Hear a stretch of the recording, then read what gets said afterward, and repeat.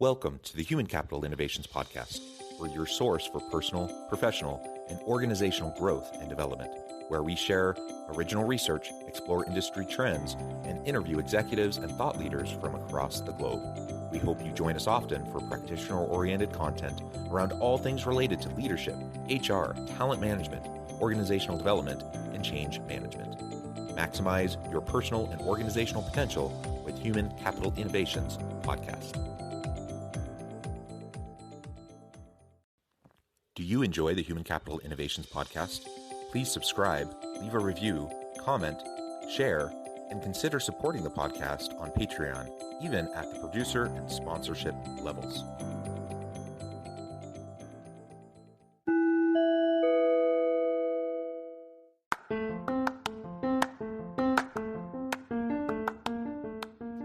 Welcome to the Human Capital Innovations Podcast. In this HCI Podcast episode, I talk with Kathy Lanzalaco about equipping new college graduates to meet the challenges of a competitive job search.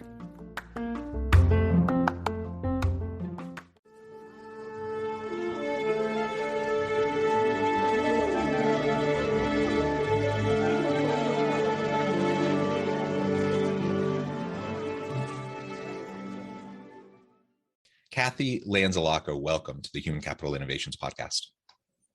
Hey, thanks, John. Thanks for having me. It is a pleasure to be with you today.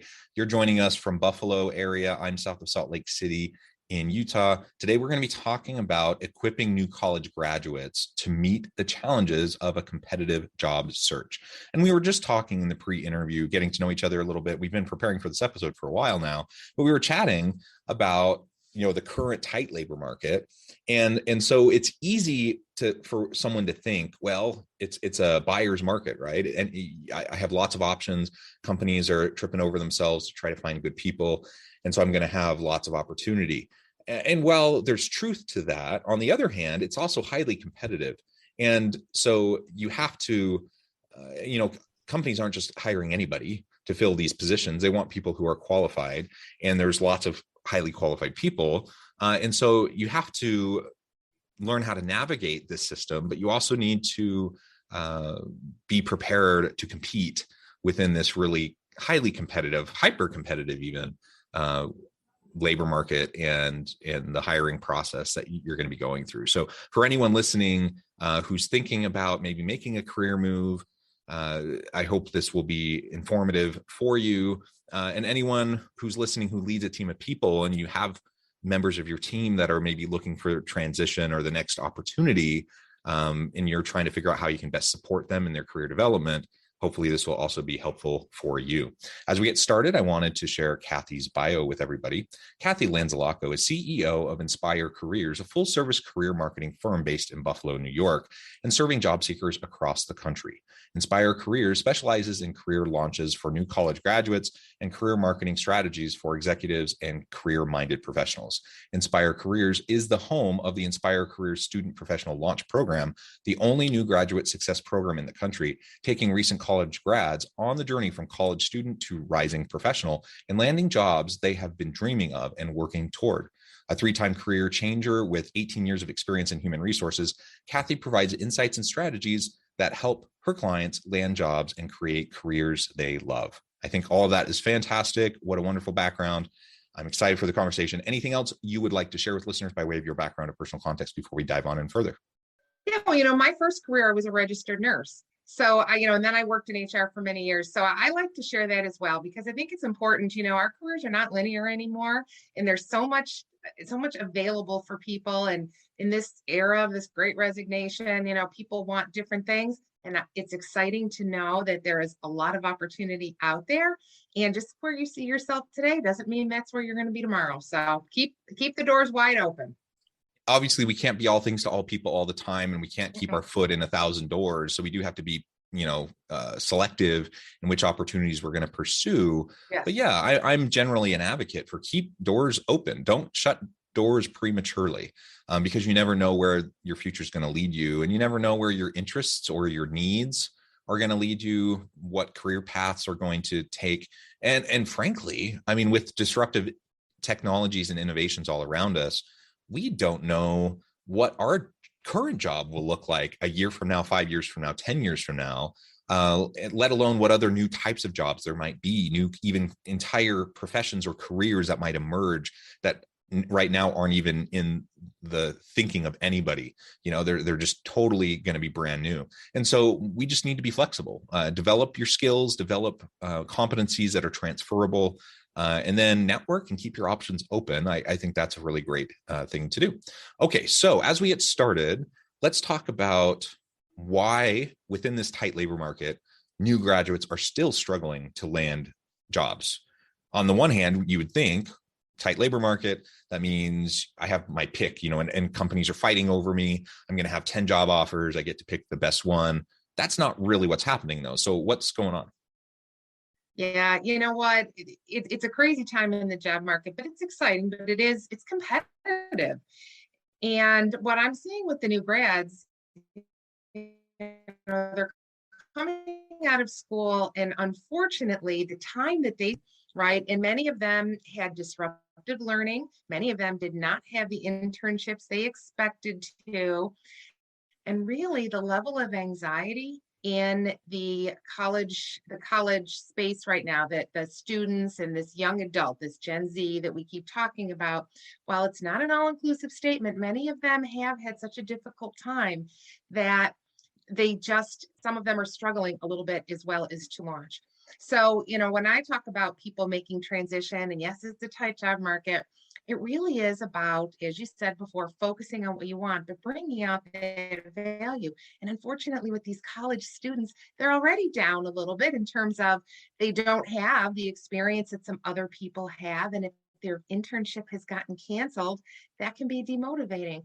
But really, what I am seeing is it is about saying, well, what else can I talk about? What other experiences did I have? How can I frame what I have done to be able to demonstrate that I'm capable of doing that next job?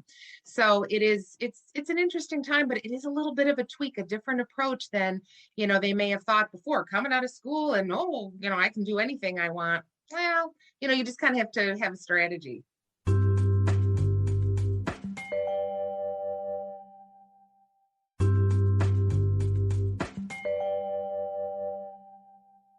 I think that's the exact right approach. And just being proactive, having strategy, being thoughtful about it is going to be super, super important as we move forward. So again, whether you're thinking about it for yourself or your own transition in your career, I think there's lessons here. There's principles that need to be applied. But if we're really just talking about new college grads getting in, and you're bringing in, those fresh students into your team, or you're trying to help a recent grad transition and develop in their career, these are all things that are going to be really, really important to think about. So what are some of those strategies that new graduates can proactively be implementing to land those good jobs right off the bat, especially if they're missing that key internship, or some of these other types of experiential learning opportunities that went away during the pandemic? Yeah, that's a great question, John. Thanks. So, it really is about understanding yourself. And that's when I work with college grads. That's where I start. Why do you want the job in the first place? And, it's really easy to say, well, I need a job. But really, what do you intend that job to do for you?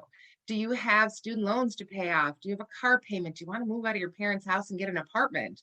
Do you have a girlfriend or a boyfriend and you really want to start moving on with your life? What exactly do you expect from this job? What do you expect to get from a culture standpoint? Do you expect it to be a social outlet for you? What exactly kind of salary do you want to make? And it doesn't have to be an exact number, but it should be narrowed down to a range so that you have a sense of what you want. And I walk my executives through, as well as my new grads through, the exercise of deciding what their negotiables and non-negotiables are. So what's important to you in that job search? So, you can see even just a couple of things that I've just mentioned are nothing to do with the search in particular. It's really about preparing for the search, identifying what you want, and starting to build that strategy. And then from there, being able to say, well, what do I offer an employer? If someone were to hire me, why would they want to hire me? And again, not just because I'm, an applicant, but what am I going to bring to that organization? And it's really about helping them uncover their value. So yeah, maybe their internship got canceled. Maybe they didn't go for their study abroad they wanted. Maybe they spent 2 years working on Zoom instead of being in the classroom and doing their athletics and those kind of things. But you still did other things like cross-functional collaborations on your Zoom calls and your projects. You probably got more skills in that area than you ever expected to develop, right? What did you do that you can talk about transferable to the next employer? And that's so much helping these young people identify that so they can put words behind it and be able to explain it. Yeah, I think that's right. And I'm a college professor. And do consulting work on the side. So I've had these conversations with many students because that's something that's on the forefront of my mind. I have students going through my HR major. They're going to be leaving the university. I want them to be shovel ready. I want them to be able to hit the ground running in their career, and I want them to find success. And we put a lot of emphasis on experiential learning, on internships, on class projects, consulting projects, those sorts of things.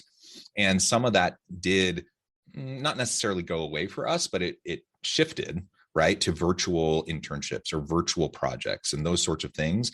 And so there were some limitations there. But on the other hand, like you just mentioned, students, I mean, the future of work is distributed teams and remote or at least hybrid work. And so being able to demonstrate that you have functioned at a high level with collaborative interdisciplinary teams on really technical, challenging strategic projects, that is a big deal. That's something you can really sell when you're going to talk to that employer in a job interview. Talk about those specific projects that you worked on. Talk about the challenges and how you overcame them. All of those components, I think, will really benefit you in the job search. And while that seems obvious to me, and as you're talking about what to proactively do, that seems obvious. But for a new college grad, that's often not actually obvious at all. They haven't really made that connection unless we help them. We can coach them and help them explicitly make that connection so that they'll carry that out in, the job search process, whether it's putting together and tailoring the resume, writing a cover letter, doing that initial phone screening interview, having a face-to-face interview, that they can really highlight the right things. Yeah. The other thing too is resilience. Being able to talk about the resilience of through the challenges that they've had these past 4 years. I'll tell you, if I was hiring somebody, wouldn't I want somebody that could talk to me about that? Tell me about the challenges you faced and how you overcame them. Tell me about your disappointments and what did you do to overcome that? Because you know what, if you're going to work for me or for somebody else, you're going to have disappointments. You're going to have challenges. And unfortunately, or fortunately, however you look at it, today's new grads, they've gone through much more than they ever anticipated. So use that to your advantage, just like the online learning and the cross-functional teams that you didn't have to expect that you would do, and the technology that you probably learned that you weren't planning to put on your resume, right? All of those things. And then the other thing I see too, John, and I think this is so important, is being able to create your own experiences. So what I mean by that is if that internship was taken away or the study abroad, or you didn't get to work on a particular project in person or whatever it was that was modified because of the pandemic, think about ways to bridge that gap. How can you do something different, separate yourself out? So for instance, I had a young woman who recently got a job because they fell in love with her TikTok video that we did. And nobody else was doing them. And you hear about it, you think everybody's doing them, but they're not. And she got that. I have other clients that are doing career pitch decks or college career pitch decks, kind of telling their story through the pictures. So make yourself memorable, do something different. You want to be in broadcasting, you want to be in journalism, create a podcast, start a website, do a blog, all of these things. You didn't get the chance to do it in school? Do it now. Create it for yourself any way that you want. Isn't that empowering? Yeah, that's interesting. So things like the barrier to entry for things like you just described are pretty much zero, right? If you have a cell phone, you can get going. And literally you can record podcasts on your cell phone. I mean, that's not ideal. You want a little bit of equipment probably, but you can do it. You can do it, and it's not too bad. And there are free platforms out there, or simply things like TikTok. Man, that is something that's new, isn't it? Over the last couple of years, and do something creative and make an impact and demonstrate how you can make an impact to your future employer and wow them a little bit. That it costs nothing. It just takes some creativity, and you'll totally set yourself apart. This is not something that other people are doing. On the other hand, always remember that social media can be a positive, but it also can detract from and make it harder for you to land positions if people are checking you out and there's questionable content. So always be mindful of that as well. Oh, clean up that digital footprint, folks. I don't care who you are, whether you are a new grad or anybody else. I mean, there's stuff that will follow us forever. So you do want to make sure, and particularly the generation that has grown up with, phones, for their entire lives and the internet. That's a great point to make. Clean that stuff up, folks. It will come back to haunt you. Yeah, absolutely. So any other types of specific strategies that that new college grads should be thinking about? Clearly, as you said, we need to better figure out what we want, and that's hard enough to do, by the way. So yeah. I don't want to discount that. I think back to when I was in college, I switched majors a bunch of times.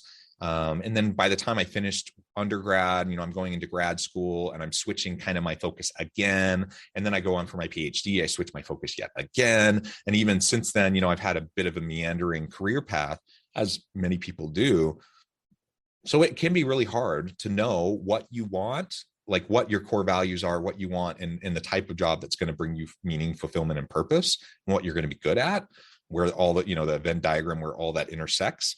That is hard. So I don't want to minimize that or dismiss that, because I know it was hard for me. I'm sure it's hard for all of you, but let's assume that we're putting in the work. We're taking the time to try to figure that out. We have some clarity around what we want. Now we want to go out and try to get it. What are some of the other key strategies that we need to be focusing on as we're doing that?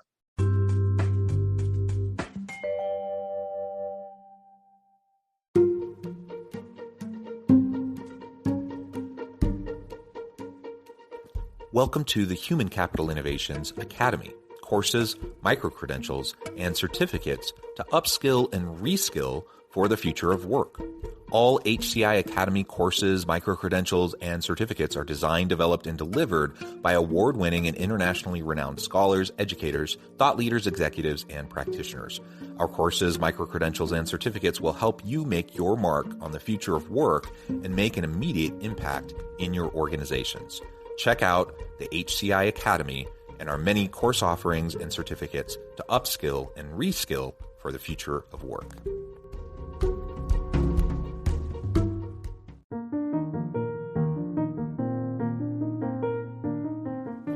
Check out our new weekly LinkedIn newsletter, Alchemizing Human Capital, exploring industry trends via original research and interviews with executives and thought leaders from across the globe.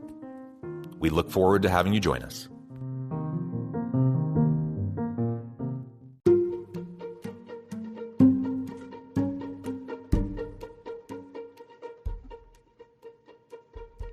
Check out Human Capital Innovations magazine, Human Capital Leadership. Human Capital Leadership is a free, interactive e-magazine with the mission to help individuals, leaders, and organizations find innovative approaches to maximize their human capital potential. We publish issues quarterly in August, November, February, and May. Take a look at the latest issue and let us know what you think.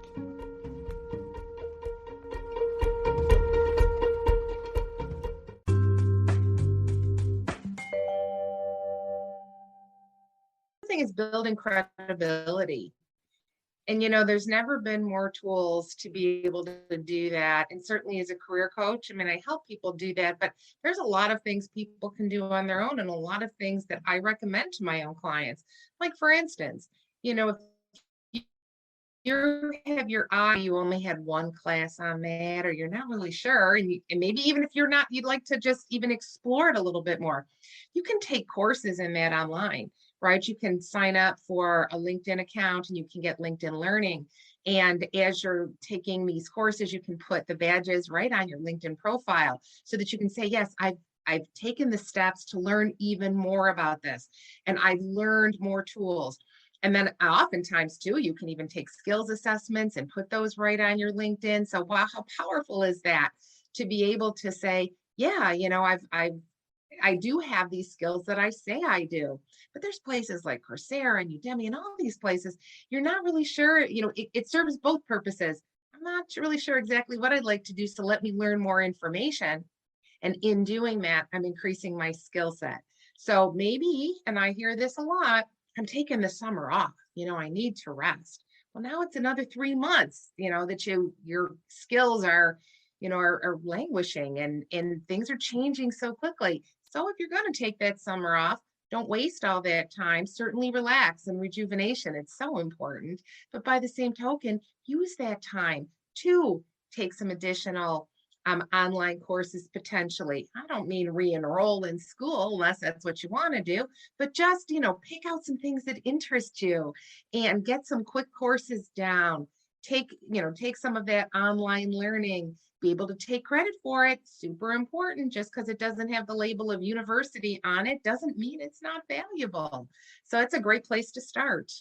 Yeah. And to your point, I mean, you just graduated. I know you're a little bit burned out. You want to put some space between you and the classroom, perhaps. But I'm a big advocate for fostering lifelong learning, right? And just if you have a growth and abundance mindset, you don't need to be full-time doing all these Coursera or Udemy courses, 8 hours a day. Now that you're graduated from school, that's not what we're talking about. But hey, set aside 30 minutes a day, where you're just exploring something you're interested in. And that's the difference, because previously you had to do it for a grade.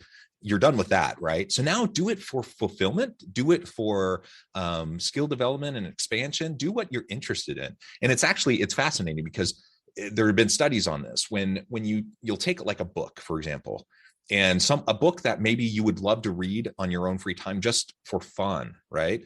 You put it in a classroom, you assign it as assigned reading as homework for the class, and it becomes drudgery.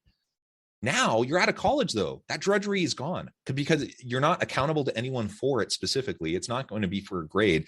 You're just doing it because it's an intrinsic motivation, because you want to do it. And the joy that comes back into simple things like reading or watching TED videos or, doing a free online course that's just interesting to you. This may sound strange to you, and you may say, why would I want to do that? But it can be really fun once you're past the stage of trying to jump through hoops for a professor and earning a grade. And do the stuff that interests you. Don't feel like you have to do anything you don't want, because you don't, right? And take what experience you can. So if you want to volunteer at an organization, again, that's once a week, once a month, go ahead and do that. But from that, think about what skills you're gaining, collaboration and leadership skills. Talk about those, because maybe you've missed out on some of those experiences. So there's lots of little ways that you can pull this stuff in. And isn't it a more powerful statement if you start interviewing in, say, September as opposed to May? Isn't it a powerful statement to say, you know what, I decided to regroup over the summer, and I decided to increase my skill set while I was exploring some other things? So much more powerful than, oh, I had so much school and I just took the whole summer off, right? So you can really share what that really did for you. And so it's a win-win for everybody. Yeah, absolutely.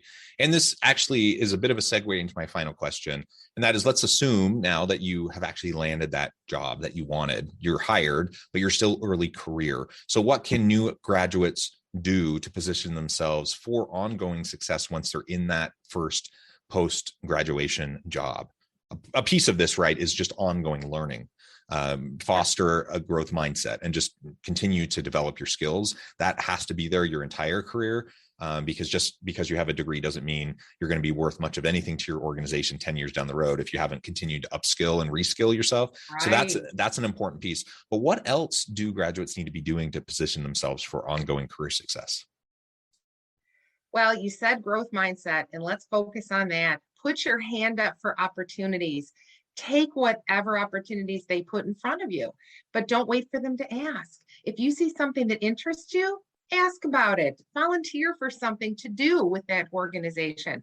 I think back on my early career too, and I had other opportunities. I could have done things, but I wasn't sure if I could. And, we think about this, but now I'm encouraging people to just ask, simply ask, can I be involved in that project? Hey, I would like to be able to do that.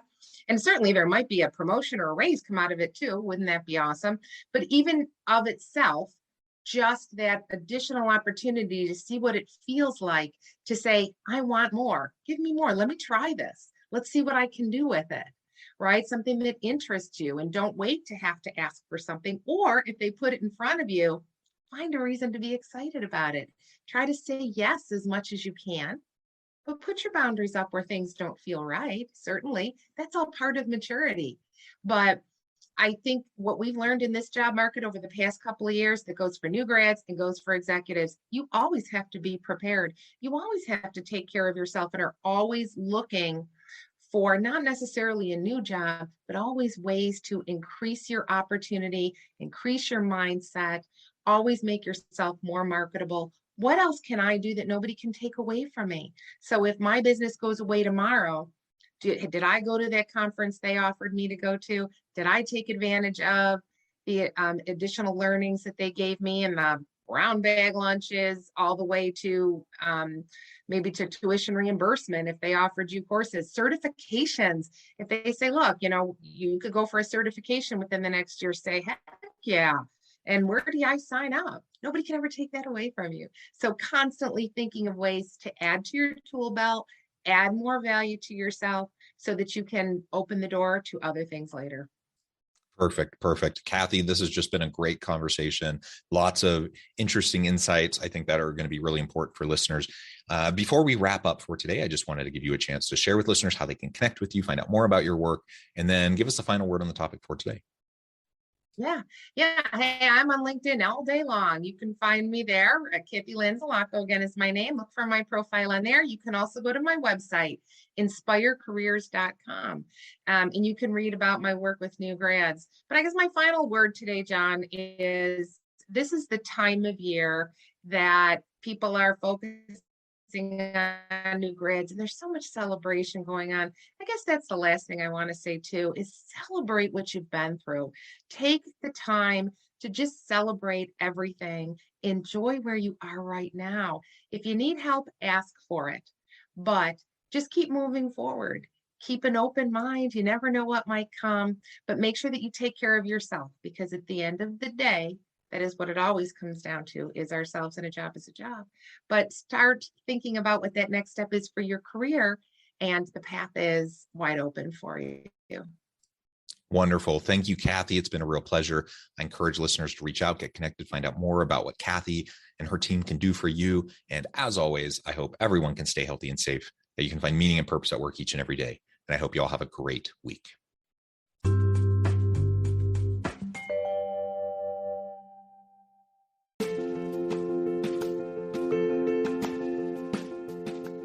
Check out my new book, The Future Leader, Creating and Transforming Next-Gen Organizations. Stemming from 2 decades of professional experience and over 600 in-depth interviews with executives, thought leaders, and scholars from across the globe, The Future Leader will help you explore the ordinary, everyday actions that will help you to prepare to lead in the future of work, to respond to an uncertain future, and to produce extraordinary results for individuals, teams, and organizations.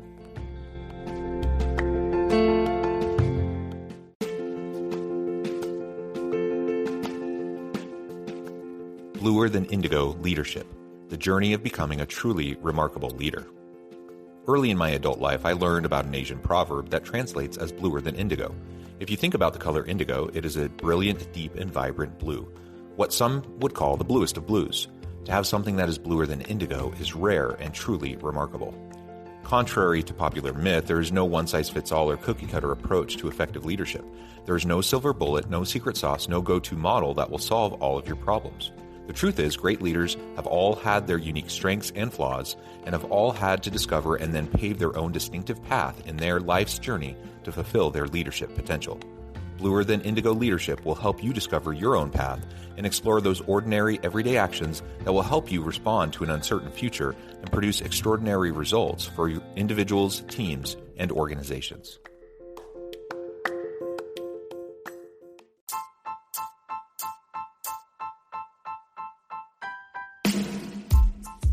The alchemy of truly remarkable leadership. Ordinary, everyday actions that produce extraordinary results.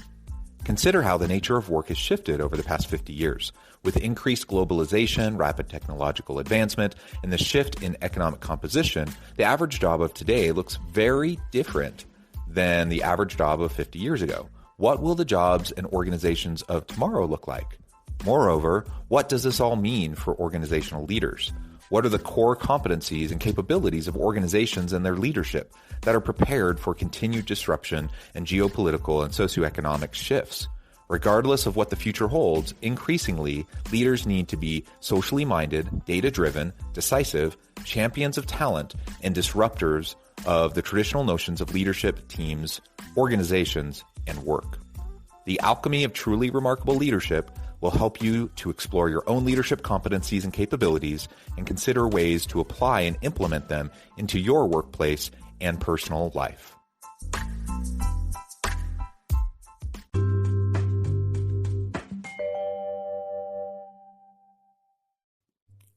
Thanks again for joining us for this episode of the Human Capital Innovations Podcast. I hope you stay healthy and safe and that you have a great week.